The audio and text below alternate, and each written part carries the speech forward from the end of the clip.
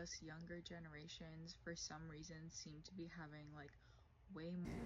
The question is, why is it that younger generations, who appear to be taking better care of themselves as based on alcohol and smoking rates, why is it that younger generations have higher rates of chronic illness and disease compared to older generations? There are many diseases out there that are considered old folks' diseases that are now showing up in people in their 40s, 30s, and even 20s. So the question from the original Stitch video is valid because those are accurate observations. And the fact of the matter is, a lot of these chemicals, chemical poisons, things like radiation, all of these things, the heavy metals that are used in the processing and creation of chemicals and plastics, all these things accumulate in the environment. They don't go away. And so our manufacture of all of these products has only increased over the decades. And there's byproduct, there's waste. Sure, we're not dumping things directly into rivers anymore, but companies have to dispose of their byproduct, their failed experiments, and their unsold product somehow. And they find ways to disperse it in a thin mist into the environment in a way that hopefully people don't notice. But if I tell you what it is, you're going to call me a conspiracy theorist. I already listen to Medical Medium, and that's my source. So if you don't believe what I have to say, then you can continue living in ignorance, and that's fine. But these companies are continuing to make all the things that we use in our daily lives: detergents, adhesives, paints. I can't name them all. We have 1,000,001 products. All of these things in the hotel room that I'm currently in. There's so much toxicity in everything. And I'm going to pick on one thing right now: DDT. DDT was an extremely effective insecticide. We used to spray it all over to kill mosquitoes. And thanks to a book called Silent Spring, people woke up to the fact that this pesticide negatively affected birds, causing eggshells to thin. So when Mama Bird laid her eggs and went to sit on her eggs in the nest to keep the babies warm so they could hatch, the weight of Mama Bird would crush her own eggs. So the book Silent Spring was an ominous tale about what would happen if we kept using DDT. All the birds would die. Just because we in the United States banned DDT, do you think every single country banned it too? There are still countries that are using DDT under a different name. And what the chemical companies like to do is they like to change one molecule and call it a completely different thing, even though it is just as harmful, if not maybe more harmful, or, just a hair slightly less harmful. But ultimately, these are poisons. And these poisons, they don't just go away.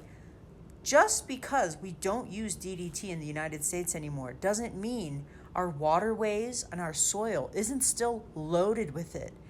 We are living in that environment. This environment, the earth, the globe, where we live, all these chemicals, heavy metals, radiation, all that stuff that we're making is accumulating on the earth. And we live on the earth, and we breathe in the air, we swim in the water, we roll in the dirt, we walk on the grass. It's accumulating in our bodies generation after generation. We sit in our mother's womb, hopefully for 9 months, and everything our mother's exposed to, we get exposed to. We inherit things from our parents, and then we go and we live our lives, which we should live our lives. We shouldn't live our lives in fear. We need to live our lives in awareness that, yes, the younger generations are up against a whole lot more than the older generation. There are still people living today who were born before the bombings of Nagasaki and Hiroshima. I have never lived a day of my life without radiation falling from the sky. There are people who were born pre-World War II's bombings of Japan, and they lived their formative years without radiation falling from the sky. They do have it that much better.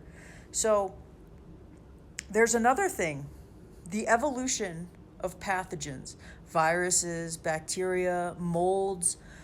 They have to live in this ever increasing polluted and toxic environment just like us. And they have to face these plastics, these adhesives, these petrochemicals, these poisons like herbicides, pesticides, insecticides, fungicides. Bacteria have to face antibiotics.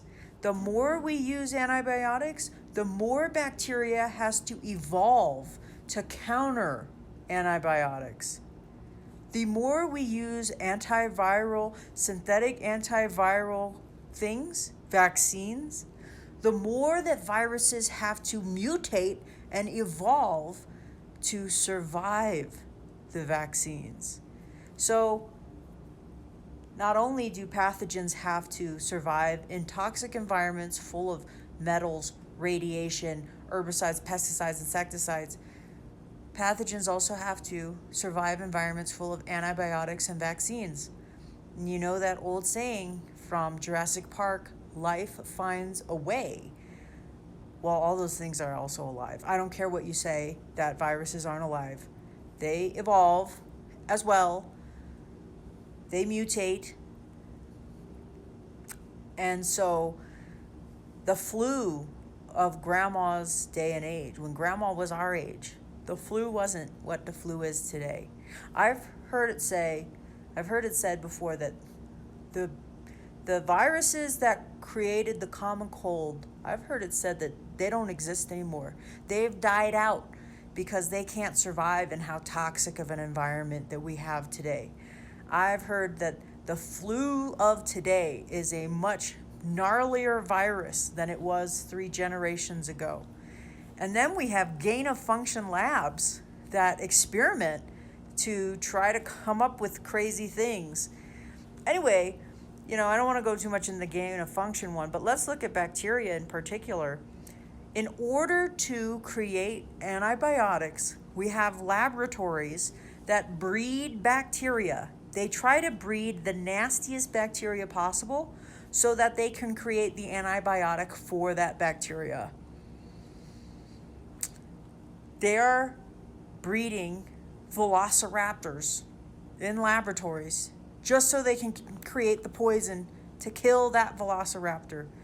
But just like in Jurassic Park, they figure out how to have babies that survive that poison. That's what's happening. That's what's happening. They are Velociraptor Rex. That's what we're up against.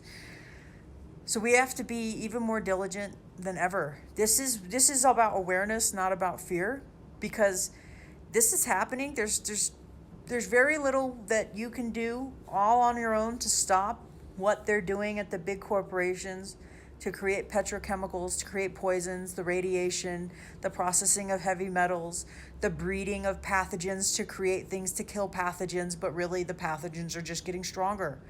That means we need to become educated, and we need to become stronger, and we need to be disciplined. And unfortunately, discipline says putting down the food that pathogens like to eat. So we need to find out, what is it that they feed pathogens in the lab to create stronger pathogens? Eggs and dairy. Okay, bye.